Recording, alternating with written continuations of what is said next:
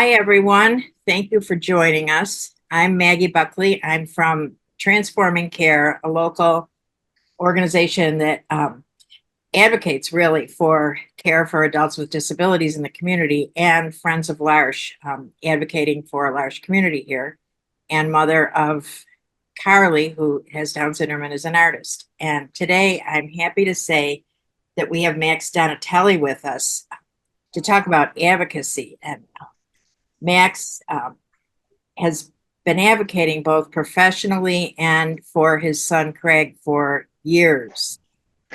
He is a staunch advocate. He's a skilled advocate and powerful, and he makes differences. So he has a lot to share with us. So I'll start, Max, with asking you to just tell us a little bit about yourself. Okay. Well, sure. Well, thank you, Maggie. And I appreciate that. And basically, what usually this art of advocacy that we're going to be doing today, I usually do with my colleague, BJ Stachio. We've actually created the art of advocacy, and we'll talk about that in a minute. But yes, I am a parent. Our son, Craig Donatelli, is 35 years old. Craig has Down syndrome. He lives in a self-directed living situation in Amherst. We live in Hamburg, so it's a 20-mile trip. So that's a bit of a challenge for us. But but we're really happy with his situation. He's been there now for 11 years, and he's living there with 5 other young men who have also have Down syndrome. It's semi-independent, and they are living there and get support from direct support professionals and a life coach who are there as staff, not 24/7, but they're there during the daytime hours and when they're needed. But many times the guys are on their own. They are expected to do things like chores and keep the place clean, and they're overnight we have cameras and in the common areas, and we share the cameras among the staff. I'm sorry, among the families on a monthly basis. And so we're, really pleased with the way this is set up. If people do have questions about this, at a later point, certainly we can answer some questions about it. But I've been involved in advocacy for many years, as Maggie said. Craig is 35, but I worked in.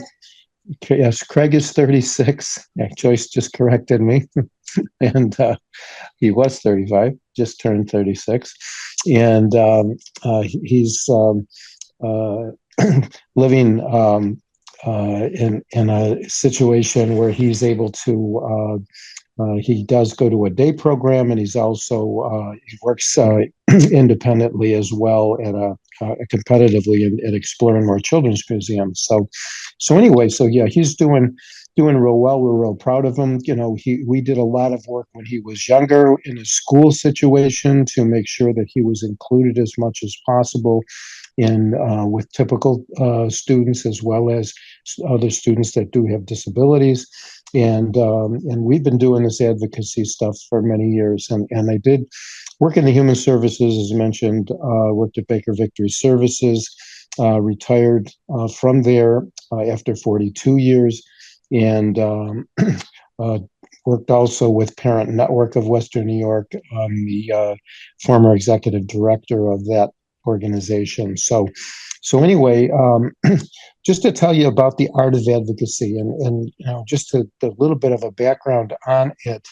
BJ Stachio and I created this probably now about 3 years ago.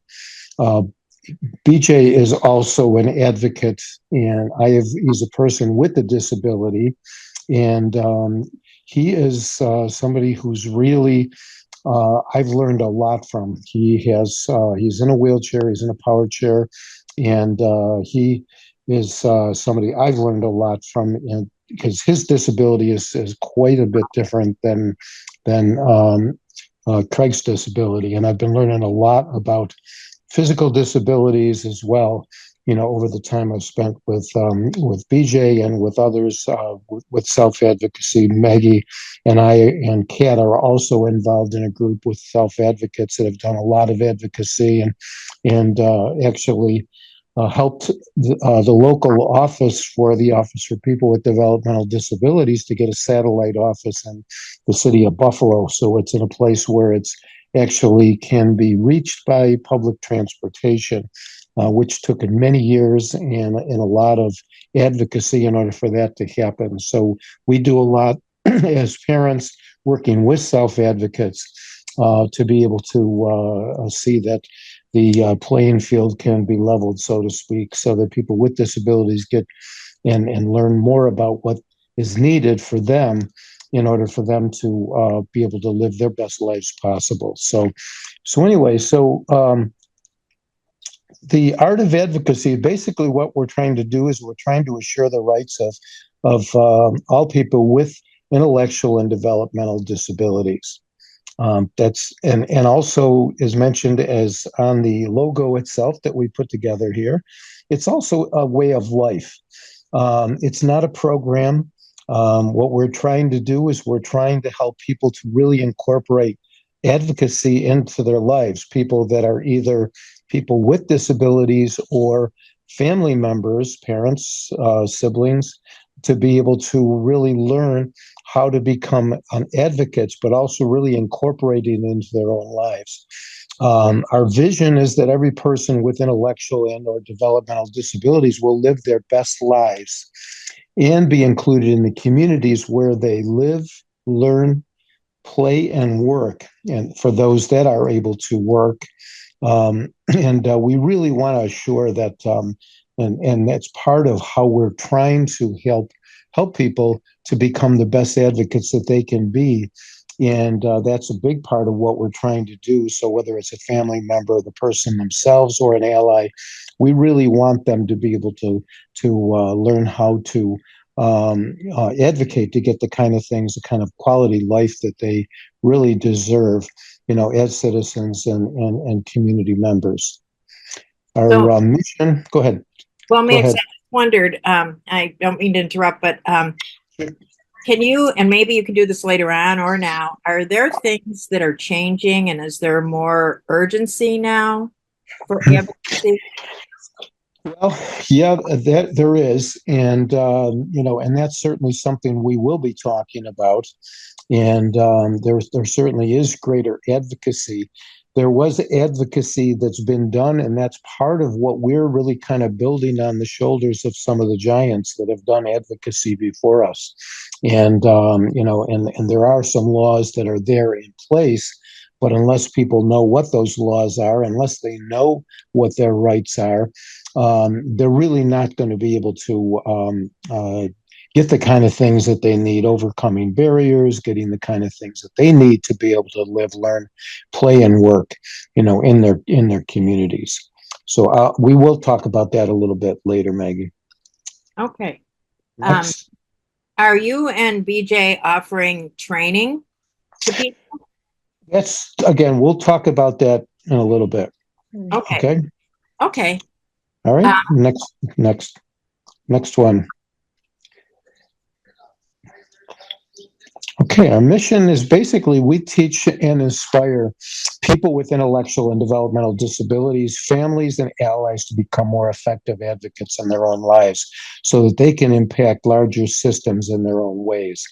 And that's part of what we're really trying to do is help to teach people how to become better advocates. And that's really what we're looking to do. We want to share this, with folks that, really are interested in being able to be their own advocate if they have a disability or being a family member and an ally to be able to help people with disabilities to be able to get the kind of things that they need. And yes, we are really trying to work with organizations to help them to develop some mentors and then being able to work to help those that are working within those organizations to become better advocates. Next. Okay, this one is Judy Heumann. She is one of the giants in the field of advocacy, and she passed away, unfortunately, last March, 2023. One of her quotes was, "I want to see a feisty group of disabled people around the world. If you don't respect yourself and if you don't demand what you believe in for yourself, you're not going to get it." And she was an advocate with developmental disability, a physical disability. And BJ, our friend BJ, developed a good relationship with her over the past several years. And he really was able to be inspired by some of the things that she did. And one of the things that we really are asking those people that really want to become better advocates is to look at a it's on YouTube, and we can share that. It's called Crib Camp, which is the Disability Revolution, and she is one of the major leaders that really helped to get of the Rehabilitative Act 504, which really helped in school situations to be able to get the kind of things to be able to overcome some of the educational hurdles, as well as eventually helped to get the Americans with Disabilities Act and also the Individuals with Disabilities Education Act, and some of the things at the federal levels. These are landmark decisions that Judy, along with other advocate leaders, really helped to make happen, and that's been over the past now 50 years. But again, those kinds of laws and those kinds of rights and regulations, unless people really know about them, people are not just going to be able to get the kind of things that they need. And that's part of what our role is to really help that to happen. And again, I really, unfortunately, BJ is traveling right now. He's actually going to Albany. He's on his way to Albany, I'm sure, as we speak. And he's going to be involved in a state self-advocates of New York State conference there in Albany. So he's not able to join me on. We usually tag team this thing. And so unfortunately today he's not here. He usually does this slide because he got to know Judy pretty well. I had lunch with her, and she actually called him a badass advocate, just like she is. And so he carries that as a kind of a badge of honor. So anyway, the next slide. Yeah, basically what we're going to do is we're going to talk about why the art of advocacy, why is it's so important. And then we'll talk a little bit about how we teach folks, what you will learn. We'll talk a little bit about some of our successes so far, and how to find an organization that, if you're interested, how to be able to find an organization to be able to kind of continue your own advocacy journey, and then kind of our next steps. Next. Okay, for years, people with intellectual and developmental disabilities, families and allies have had to fight for their rights and their rightful places in their communities. Landmark decisions at the federal level have come about only because advocates have been able to help assure their civil rights. And we can be effective and, only if each person needs to be able to find their own voice. And that's really a big part of what we're trying to do, is to help people to be able to find their own voices. And so that's a big part of what we're trying to do is to really help individuals find that, because once people find their own voice, they're able to start to be able to do more effective advocacy. Each person is unique. We all have different gifts. We all have different talents. The art of advocacy allows you to learn at your own pace. There is no timeline for completion. We all learn throughout life. Consider your life as a canvas. That's why we call it an art of advocacy. We each have the power inside of us to paint the picture the way you want it to look.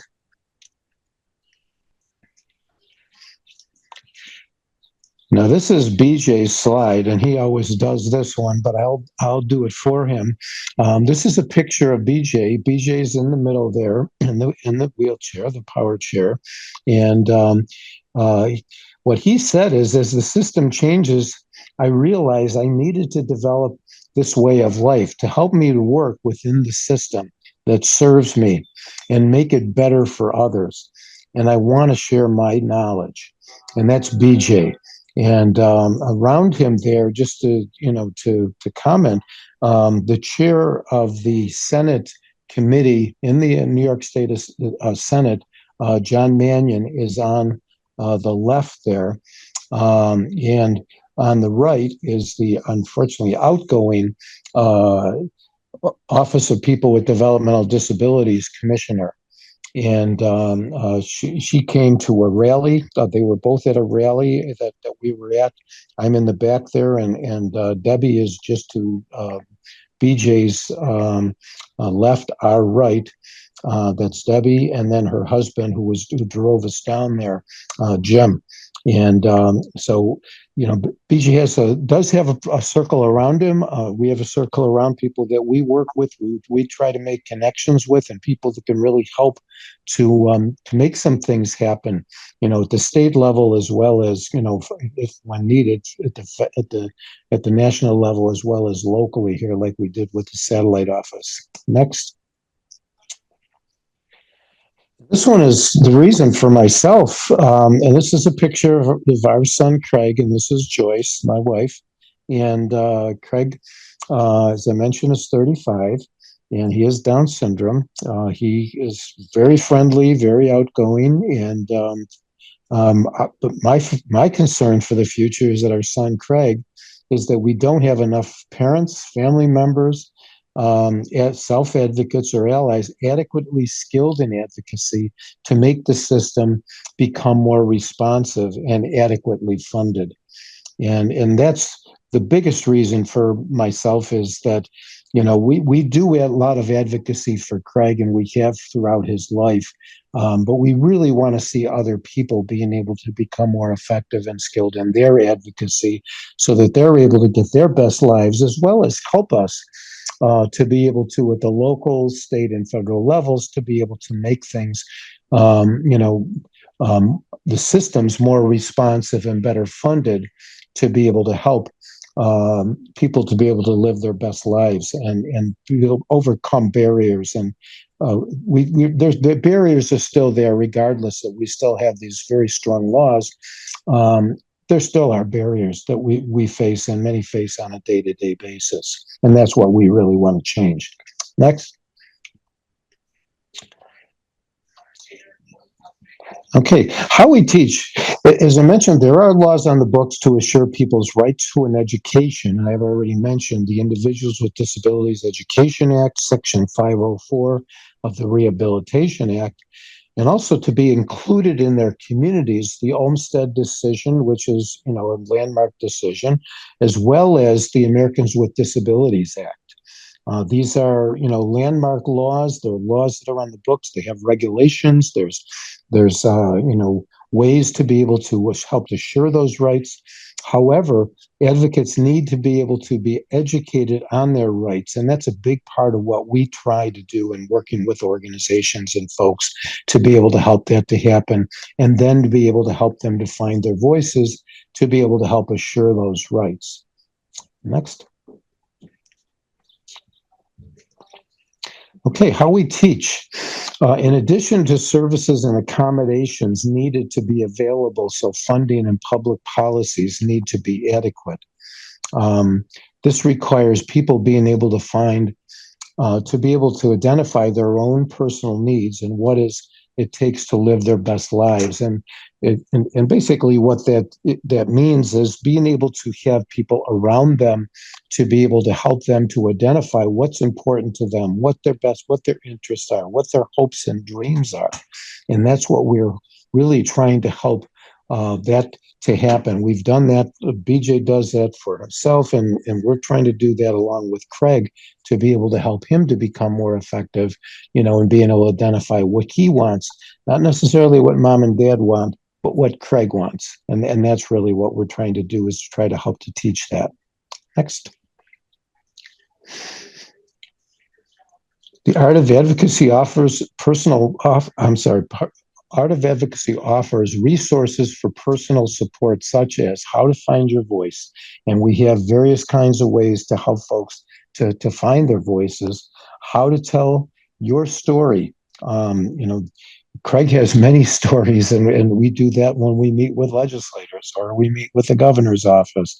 We help to tell the stories that hopefully will have some kind of an impact on them. um, how to be able to identify effective ways to live your best life. And that's really what we want to try to do, is to help inspire and to help people to find the tools that they need in order to live their best lives, as well as family members who have loved ones that have disabilities, as well as how to become more effective in overcoming barriers. And for those that can, do system advocacy. Many can't necessarily do system advocacy, but for those that can, we will try to help them as well, and or their parents, and or family members. Next.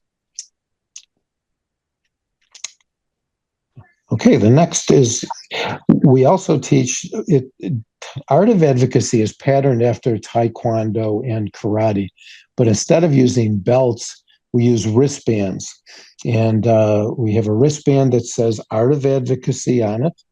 And we encourage celebrating when someone moves up to the next level. Craig and I, a number of years ago, did take Taekwondo together, and we actually went from learning it very basically at the white belt level, moving up to yellow and so on. And when we were getting ready to get our black belts, we were right at the point of being able to get our black belts. And Craig got a little bored with it, and it was time consuming and expensive, but it was really worth it. He learned a lot. I learned a lot. And we're hoping to be able to use something similar with as we teach the art of advocacy, to gradually be able to help people to where they learn very little or know very little about what advocacy is for them, and then being able to then learn some of those skills and then build on those skills, learning from mentors that they can be working with, like ourselves and others. All new advocates start with a white wristband. Yellow band is earned by completing all the items on the checklist for that level. We have rubrics for each one of the levels, and then we have tools to be able to help folks to be able to move to the next level. Things like watching Crip Camp, things like, different videos that we have, BJ testifying at a hearing, and and so on. So we have a lot of tools that we can share. Next.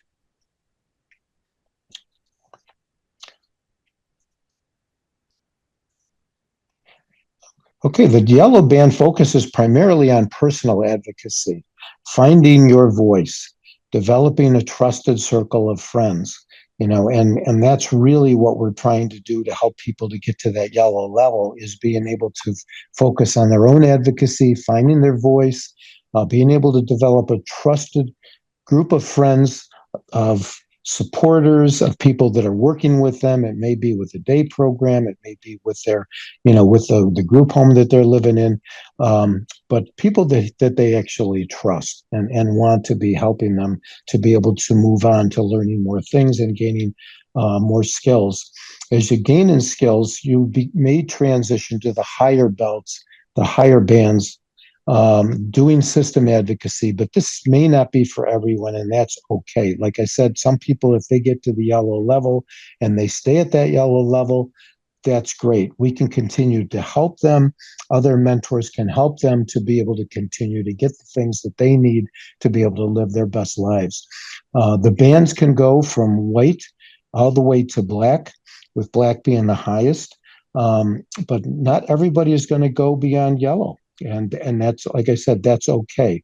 But we do want to be able to help to develop other system advocates, because we really need more people to help us at the local, state, and federal levels to be able to get more funding to be able to assure that regulations are being followed, that these laws are being, really the way they're intended to be able to help people to get the kind of things that they need.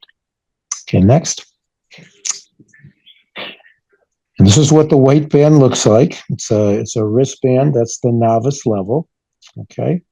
The next one is the speaking up for self. Once person is at that yellow level, they're able to speak up for themselves, and they're able to become their own advocate. And again, if people stay at that level, that's fine. But they're at least being able to be a self advocate. Next. And for those that can graduate to a higher level, the beginner is now being able to speaking up for others and being able to, to speak up and for their other people with disabilities. They're able to now begin to do that and can be recognized to be able to be somebody who can speak up for others. Next.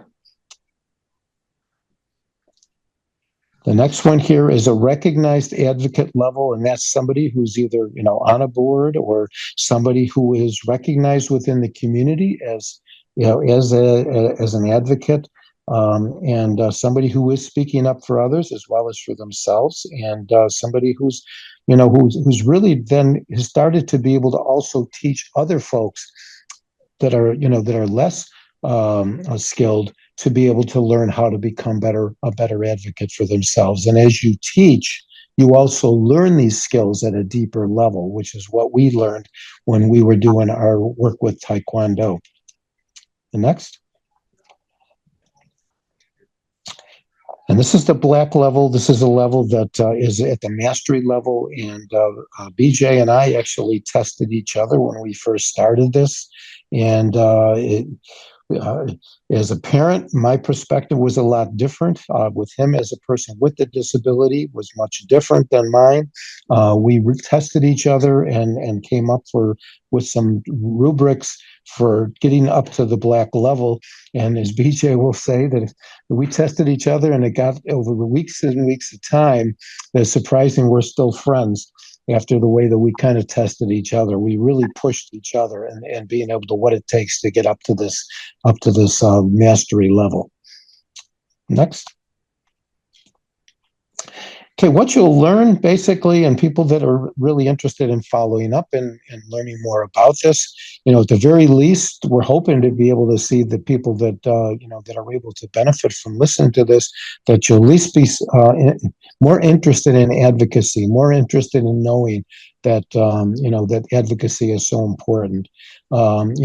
We basically start when we're working with somebody to be able to engage in a baseline conversation on advocacy. How much do they know about advocacy? What it is, what it means to them.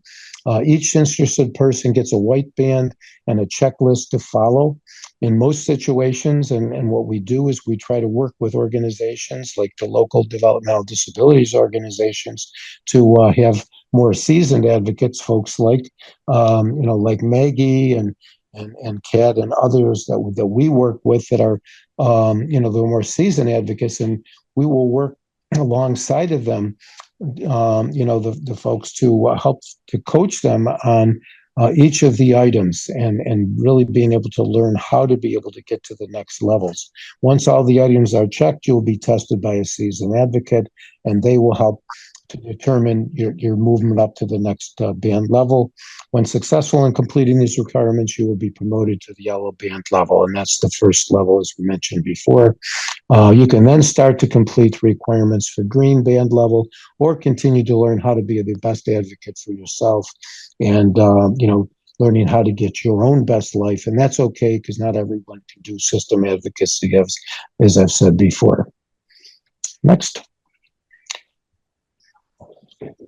Okay, and the toolkit that we have, we basically we have lots of things in our toolkit.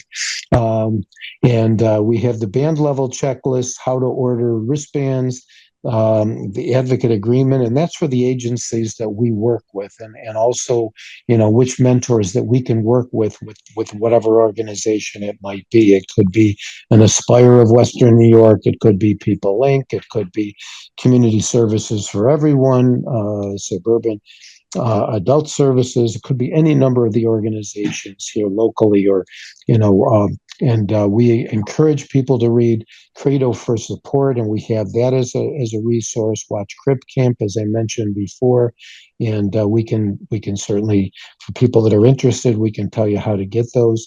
We start to start. We recommend learning how to tell your story. And again, resources will be supplied. We have a lot of different kind of resources to help with that. Working with your mentor will provide additional resources geared to your own situation. And most important of this is your motivation to learn and the knowledge and experience of your mentor. And we're really hoping to work with more organizations that have folks that can develop mentors, and then being able to help more, newer advocates. A friendly reminder that everybody learns at their own pace, and the resources might have to be different based on your needs as a new advocate. So far, we've worked with a number of organizations. We've worked with an organization called Community Connects New York.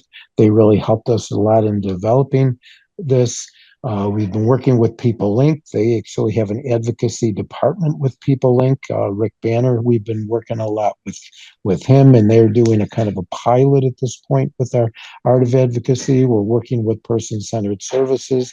They also do have on their website this presentation that both BJ and I did together, and which is accessible as well and part of our toolkit. Working with OPWDD, state-operated individual residential alternatives or group homes, BJ's doing a lot of work with them, and we've been working at the state level with OPWDD to really help folks that are in the state-operated group homes how to become their own advocates as well. We've been working also with the ARCs of New York, working with the New York Alliance of Inclusion and Innovation. But we've done some work also with the peer support folks at Best Self, as well as working with self-advocates of New York State. And how to find an organization, and we can help that for people that are interested, those that are, that may be on today, and those that may hear this as we, publish our lunch and learns. We plan to work with a variety of organizations, and as well as networks. If interested, you can see if an agency that you are receiving services from is working with us or is willing to start. And we can really try to help that to happen. If they're not working with us already, we can do some reach out and help you to be able to find somebody that can maybe help to start this if you want to learn more about advocacy. We are available to help you connect and get you started. And basically, our next steps, we're doing this. We really believe in this, and we want to work with more and more organizations and more folks. That again, this is not a program; it's a way of life. Art of Advocacy. We are all the paintbrushes, and we paint the canvases of our lives. We need to be able to support one another and other advocates and those that can advocate for themselves, because unfortunately, as you may know, there are numbers that can't advocate for themselves because their disability doesn't allow them to possibly talk or to be able to really advocate for themselves. But also working with direct support professionals, folks that are working alongside folks with disabilities, as well as allies that really want to be able to help folks with disabilities to become more effective in their lives. It takes many voices to make system change. It took many voices to be able to get 504 and the Americans with Disabilities Education Act, and we want to help you to be part of this. We are working with a number of organizations that can help support you learning more about the art of advocacy. And we do want to thank you for your time, and that we can help you to find a resource to help you get started. And our contact information for us right now is right here. This is BJ's email address, the person with the disabilities I mentioned. Myself, this is mine right now. And we also do have on Facebook, we do have an Art of Advocacy um, uh, page there and resources. But it's something that we're really looking to develop more of, and we're looking to develop a website and more of a social media presence. BJ's been doing a lot of work on doing videos on TikTok, and we're doing some with want to do some more with Instagram and so on. So these are things that we want to be able to have a greater presence to be able to get to more people. And again, we're really looking more to inspire people to become better advocates. They may not want to go through any kind of a formal way of as we've suggested here, this model. But we want to be able to inspire people to become more effective advocates, or those that have loved ones with disabilities, how to become more effective, because the only way that people are going to get to their best lives is by being able to learn how to be able to tell their stories and be able to talk about what their interests, their hopes and dreams are for their futures. So with that, Maggie, you have some questions, or Um, others may have questions. Actually, I have a couple of questions. I want to thank you, Max, and I really appreciate the way you've structured the art of advocacy. I think it's great that you can acknowledge people who want to advocate simply for themselves, because that's important. Not everybody is a systems advocate, but certainly people's lives change when they can advocate for themselves. And that's great to see. Um, I have one question. When you talk about testing to get to a different level, what does that look like? Well, it's a good question, and basically what it is there's a what we try to create, and I've done this.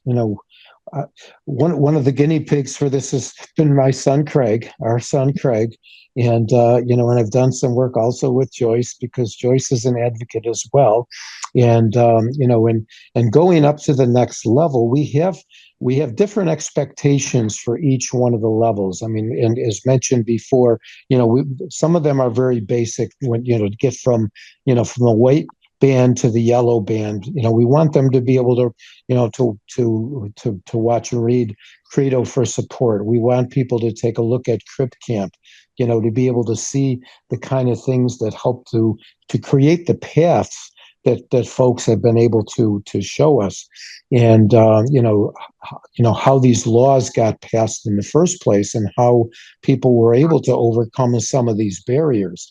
When this started, back in the 70s. I mean, we're talking in the 70s is not all that long ago, relatively, and but back then people couldn't access in their communities. Many public buildings could not access education.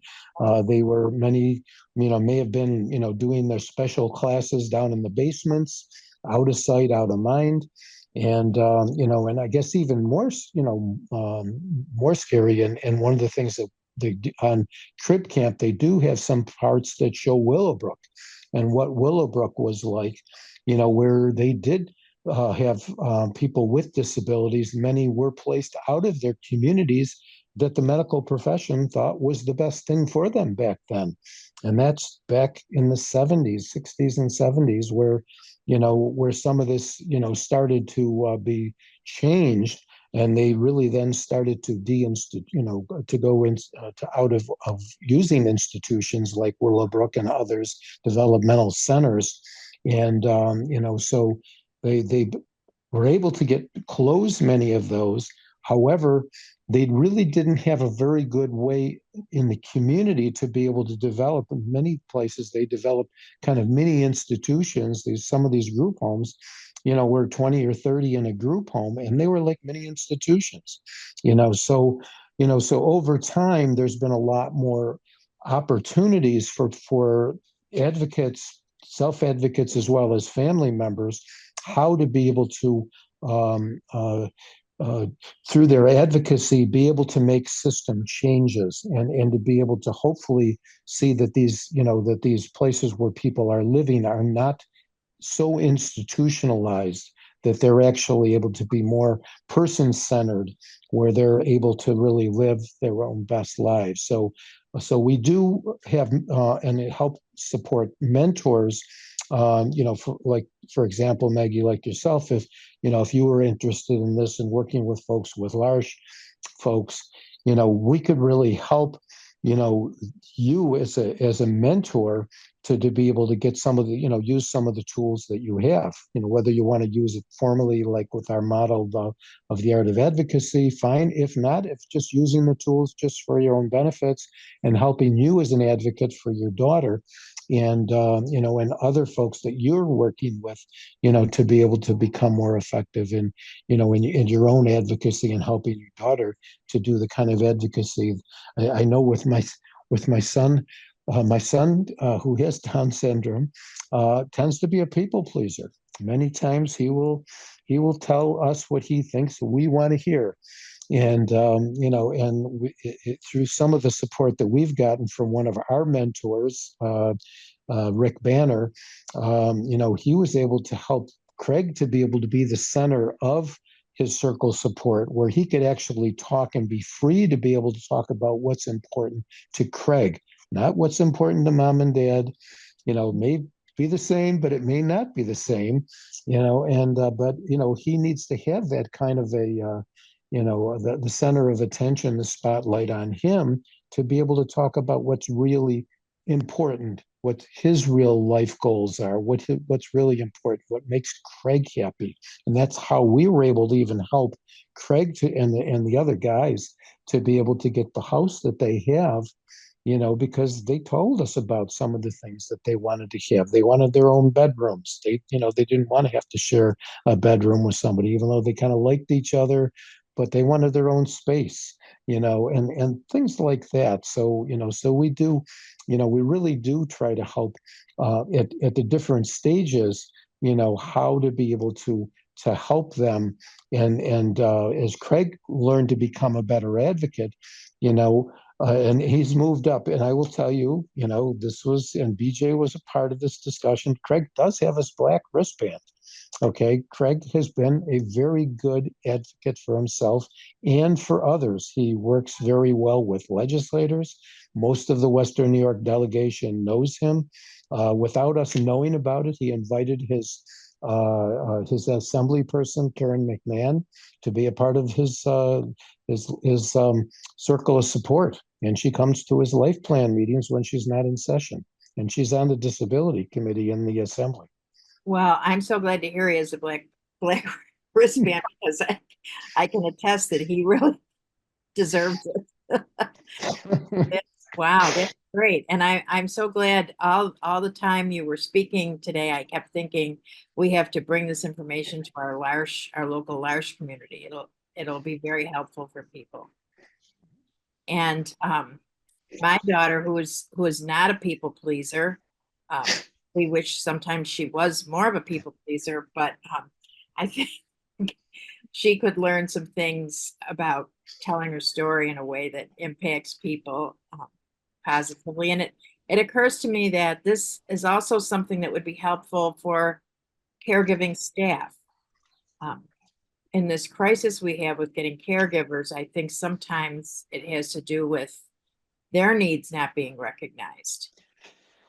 Well, you're absolutely right, and that's part of our we had a think tank very early on, and actually we had a couple of direct support professionals that were involved in discussions, which really helped us to build this.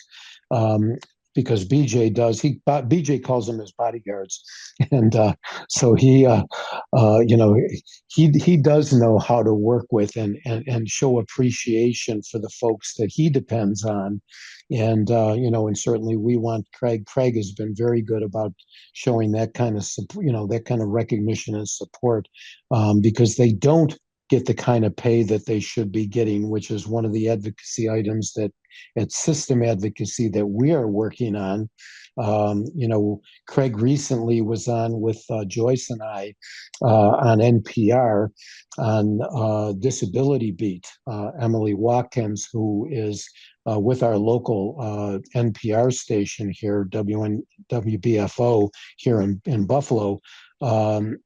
Craig, Joyce, and I were on there, and we talked about some of these issues, and we talked about that. This time around, the New York State budget did not allow for the kind of an increase in funding that was needed for the direct support professionals. Craig was able to talk about that, and he even mentioned him being worried about what happened at Willowbrook because he's seen some of the images from Willowbrook, and he's afraid that it could go back to that. And we did do some advocacy on NPR, and we also did. They also talked about some of the other issues we were on with folks from the Western New York Independent Living, Todd Varick, and with Stephanie Orlando. So that is on the website for the Disabilities Beat on our local NPR station. So that's another resource that we'll have for folks that would want to hear that as well. Are there any questions from the audience?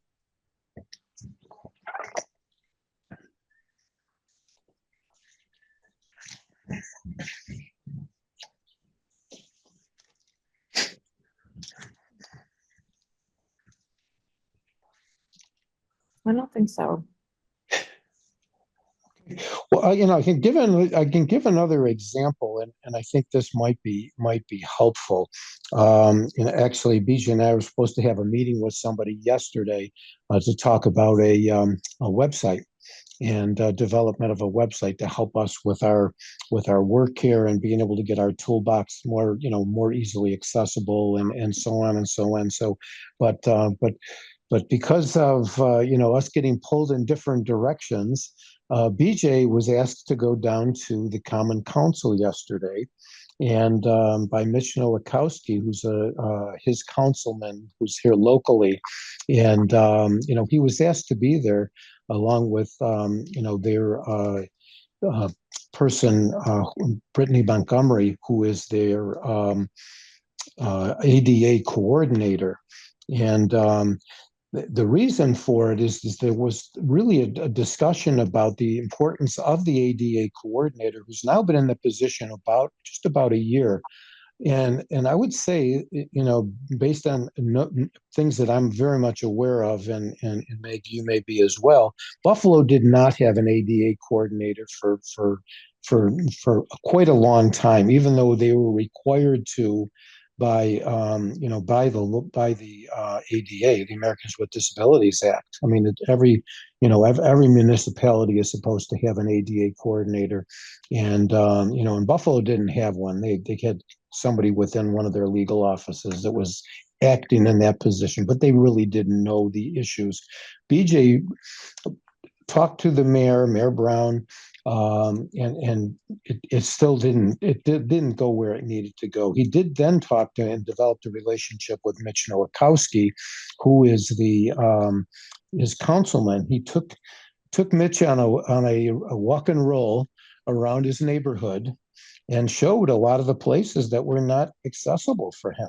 I mean, BJ lives in the city, and he was able to take Mitch around and show him some of the challenges that he had as a person in a wheelchair.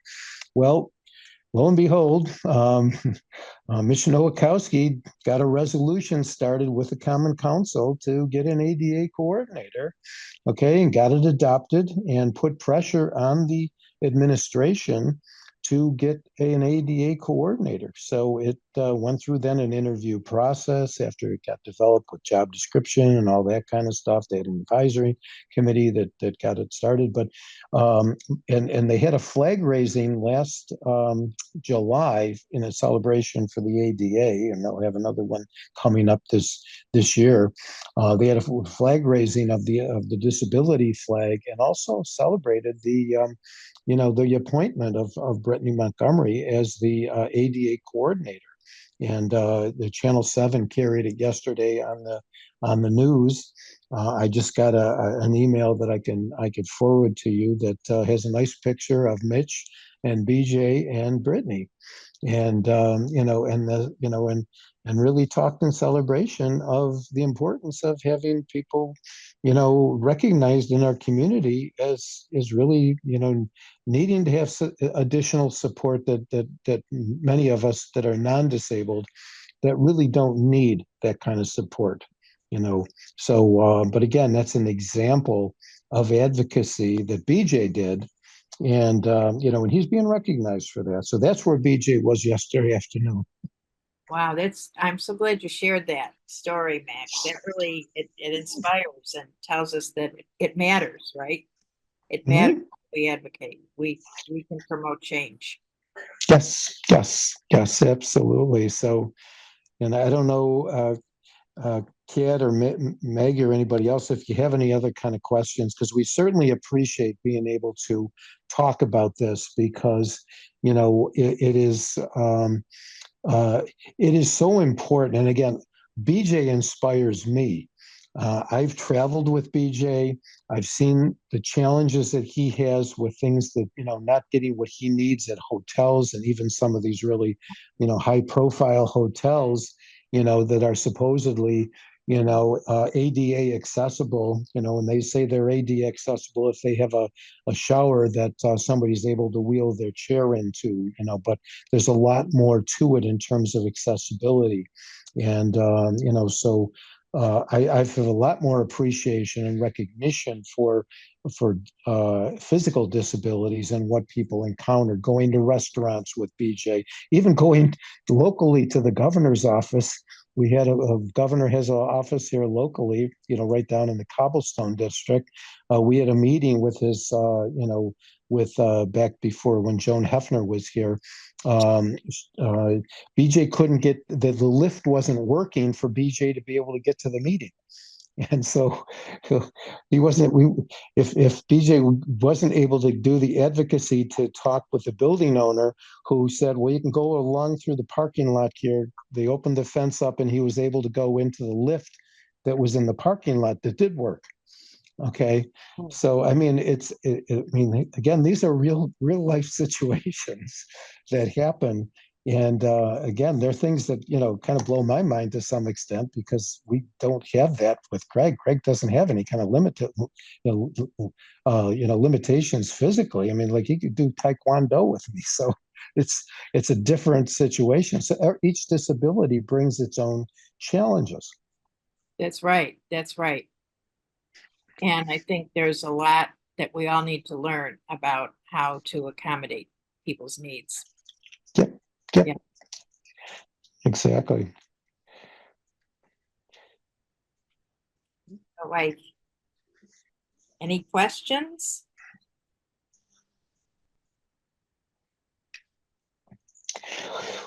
Well, I'd like to see who, if people are interested, either through Voice Buffalo, who's been very supportive to us, and certainly a big shout out to Voice Buffalo because they really helped us to get that satellite office that is in 1021 Broadway.